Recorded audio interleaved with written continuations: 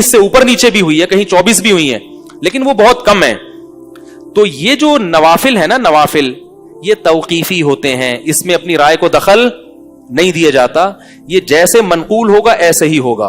تو اس لیے علماء کہتے ہیں کہ حضرت عمر نے چونکہ 20 کی تھی, اس لیے جنہوں نے اس میں کمی بیشی کی ان سے اجتہادی خطا ہوئی ہے, کیونکہ نوافل میں اجتماع جائز نہیں ہے. اگر اجتماع ہو رہا ہے تو جن کیفیات پر اجتماع ہوا ہے, جن تعداد پر, جس عدد پر, اسی عدد پر قائم رہا جائے گا, اس میں کمی بیشی بولو بھائی نہیں کی جائے گی. تو جن لوگوں نے کمی بیشی کی ان کو اجتہادی خطا پر معمول کیا گیا ہے. خیر یہ خشک موضوع ہے, لیکن میں اس لیے چھیڑ رہا ہوں کہ لوگوں کو آج کیا ہوتا ہے, بہت سے لوگ آٹھ پڑھ کے کہتے ہیں اصل سنت یہ ہے, تو ایسا نہیں ہے. پھر بھی اختلافی مسئلہ ہے, جو آٹھ پڑھ رہے ہیں ان پہ طنز مقصد نہیں ہے, ان کی رائے ہے. میں یہ نہیں کہتا کہ وہ حدیث کے منکر ہیں یا خلفائے راشدین کے منکر ہیں, ان کو جو سمجھ میں آیا انہوں نے اس حساب سے کیا, لیکن ہمیں جو سمجھ میں آئے گا بھائی ہم اس حساب سے کریں گے. میں 8 پڑھنے والوں سے ایک بہرحال آخری گزارش کروں گا کہ 20 پڑھنے والوں کو بیوقوف مت سمجھو, بس اتنا کر لو تو بھی ٹھیک ہے. آپ کو اگر اطمینان 8 پر ہے آپ 8 پڑھیں, لیکن جو ائمہ اربعہ کو فالو کرنے والے ہیں ان کو قرآن و حدیث کا منکر, بخاری کا منکر مت سمجھیں, اتنا بھی کافی ہے.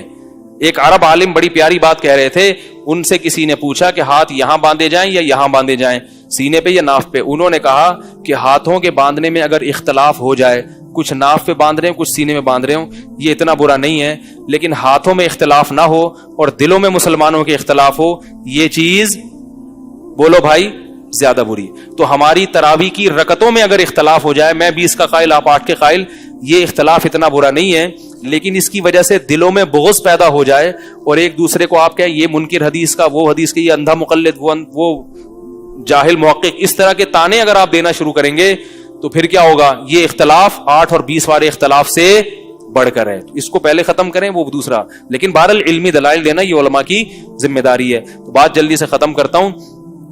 صحابہ کرام اس نماز کا بہت زیادہ اہتمام, تو اللہ نے ہمیں بتایا کہ رمضان میں اللہ کو راضی کرنے کا ایک طریقہ یہ بھی ہے کہ آؤ, اور یہ تراویح کا لفظ بھی دیکھو ایسا ہی ہے, ترویحہ حدیث سے ثابت ہے, روایات سے 4 رکعتوں کو کہا جاتا ہے. ترویحہ کسے کہا جاتا ہے بولو بھائی, 4 رکعتوں کو, کیونکہ یہ روح سے آرام, راحت.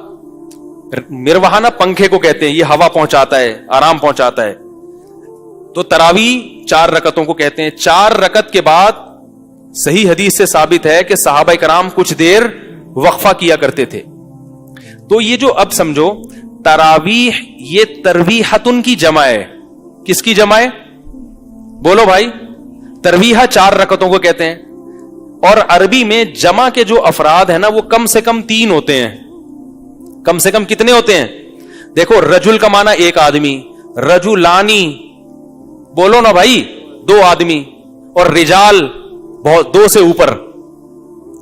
تراویح کا لفظ 8 رکعتوں پہ فٹ ہی نہیں بیٹھتا, یعنی 8 رکعتوں کو تراویح کہنا لغت کے لحاظ سے غلط ہے. ایک ترویحہ 4 رکعتیں, ترویحتین کتنے ہو گئے 2 ترویح یعنی 8 رکعتیں. تراویح 8 سے زیادہ. تو اسلاف سے یہ نام چلا آ رہا ہے تراویح کا, انہوں نے, یہ حدیث میں ثابت نہیں ہے نام. حضرت عمر نے جو جماعت قائم کروائی تھی اس کو سب نے نام کیا دیا تراویح کا. پتا چل رہا ہے کہ وہ اگر 8 رکعتیں ہوتی تو اس کو ترویحتین کہتے, تراویح نہیں کہتے. اور تراویح کا لفظ ہے بھی جمع کثرت, یعنی عربی میں جمع کی بھی 2 قسمیں ہیں, ایک قلت اور ایک کثرت. قلت کے کم سے کم افراد 3 ہوتے ہیں اور کثرت کے زیادہ افراد. تو تراویح کا مطلب 3 سے بھی بولو نا یار, یعنی کافی زیادہ. تو یہ کافی زیادہ جو ہے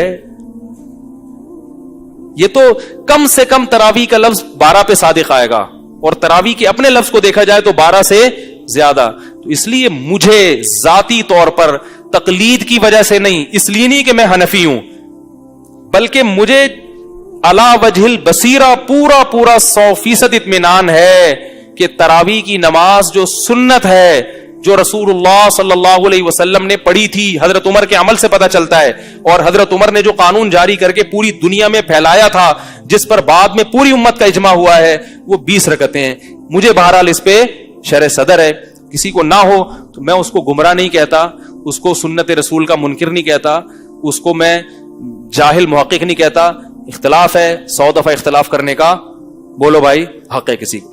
تو یہ بھی ایک بہت بڑی دلیل ہے کہ تراویح کا لفظ ہی فٹ ہی نہیں بیٹھتا اس کے اوپر. سمجھ رہے بات, بیٹھتا ہی نہیں ہے. تو بہرحال صحابہ کرام کی, تابعین کی سنت ہے. حضرت علی رضی اللہ تعالیٰ عنہ کے شاگرد ابو البختری جب جیسے ہی رمضان کا چاند نظر آتا اپنے سب گھر والوں کو مسجد میں لا کے نماز شروع کرتے. اور تراویح کی مشروعیت کی بہت بڑی وجہ قرآن کا دور ہے. حضرت ابو بکر کے دور میں لوگ اخپل طریقے سے تراویح پڑھتے تھے. یہ اخپل لفظ پشتو کا ہے, میں نے پٹھانوں سے سیکھا ہے. اخپل طریقے سے کیا کرتے تھے, کوئی اس کے پیچھے امام بنایا کسی نے اس کو. کیوں؟ اس لیے کہ ہر آدمی قاری نہیں ہوتا, ہر آدمی حافظ نہیں ہوتا. تو صحابہ کرام مختلف قاریوں کو کھڑا کر کے ان کے پیچھے جماعت سے نماز پڑھتے تھے. وجہ کیا تھی کہ ہمیں قرآن پورا نماز میں سننے کی, بولو نا بھائی, توفیق مل جائے. تو مقصد ہی یہ تھا, کیونکہ نبی صلی اللہ علیہ وسلم سے صحیح حدیث میں ثابت ہے کہ آپ حضرت جبریل کے ساتھ رمضان میں پورے قرآن کا دور کیا کرتے تھے. اب ہم حضرت جبریل کے ساتھ تو کر نہیں سکتے, تو ہم قاریوں کے ساتھ ہی کریں گے نا. کیا خیال ہے؟ تو صحابہ نے نبی کی اس سنت کو بھی زندہ کیا ہے. اس سے بھی علماء نے استدلال کیا کہ رمضان میں تراویح کی نماز میں قرآن کا ختم ہونا یہ بھی کس کی سنت ہے؟ نبی صلی اللہ علیہ وسلم سے اس کی اصل ثابت ہے. ایک منٹ بات کرنے. تو یہ جو ہے کیا نام ہے, تو پھر حضرت عمر رضی اللہ تعالیٰ عنہ, حضرت عمر کیوں تراویح نہیں پڑھتے تھے؟ جماعت سے نہیں پڑھتے تھے. اس سے یہ ثابت نہیں ہوتا کہ گھر میں بھی نہیں پڑھتے تھے. ہم بھی یہ کہتے ہیں کہ جو خود حافظ قرآن ہو اس کے لیے اکیلے پڑھنا یہ جماعت میں شرکت سے, بولو بھائی, زیادہ, کیونکہ وہ تو خود پڑھ سکتا ہے نا. جماعت میں وہ شرکت کرے جو حافظ نہیں ہے, تو وہ پھر کسی قاری سے سنے گا تاکہ اس کا قرآن کمپلیٹ ہو جائے. ہاں, یہ جو کہہ رہے ہیں کہ بھائی اگر 20 رکعتیں اس طرح سے صدیوں سے چلی آ رہی, علامہ شامی نے تو لکھا ہے نا کہ پوری دنیا میں کہیں بھی 20 رکعت سے کم پڑھنے والا نہیں ہے. تو علامہ شامی کے دور میں کیا تھا؟ آج سے 150-200 سال پہلے اجماع تھا. اور نبی صلی اللہ علیہ وسلم نے فرمایا, صحیح حدیث ہے, لا تجتمع امتی علی ضلالہ, میری امت گمراہی پہ جمع نہیں ہو سکتی. کیا مطلب؟ کسی بھی دور میں ایک لمحے کے لیے بھی گمراہی پہ جمع نہیں ہو سکتی. اگر 20 رکعت تراویح بدعت ہوتی تو علامہ شامی کے دور میں پوری امت گمراہی پر کیسے جمع ہو گئی؟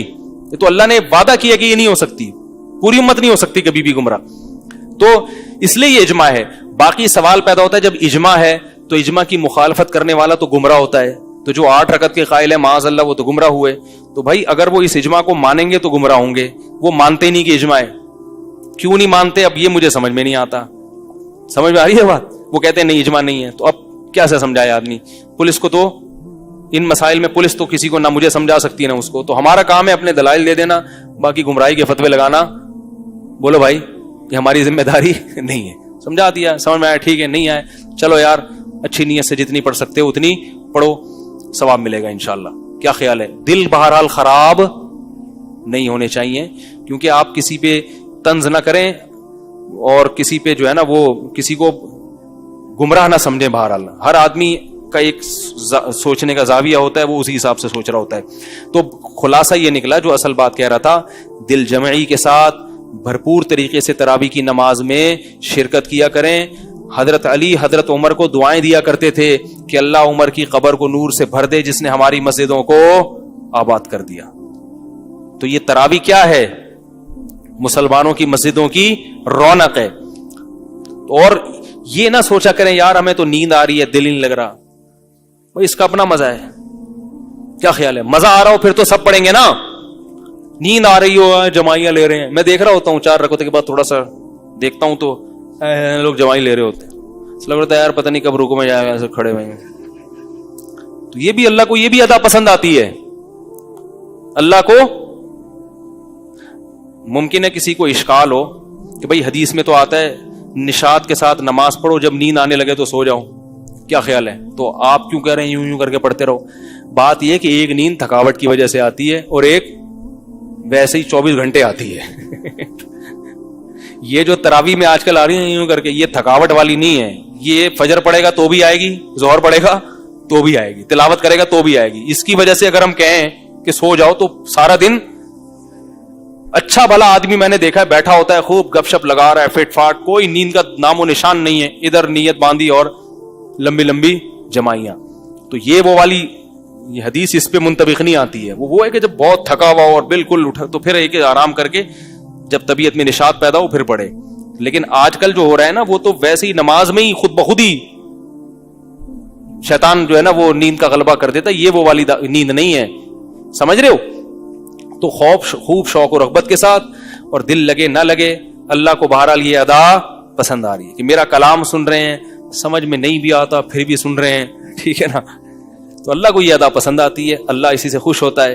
تو ہمیں اللہ سے محبت ہوگی تو محبوب کو راضی کرنے کا اپنا مزہ ہے, اپنا لطف ہے اس میں. تو رمضان نام ہی اسی چیز کا ہے. اللہ مجھے بھی عمل کی توفیق عطا فرمائے, آپ حضرات کو بھی. سبحانک اللہم و بحمدک نشہد ان لا الہ الا انت نستغفرک و نتوب الیک.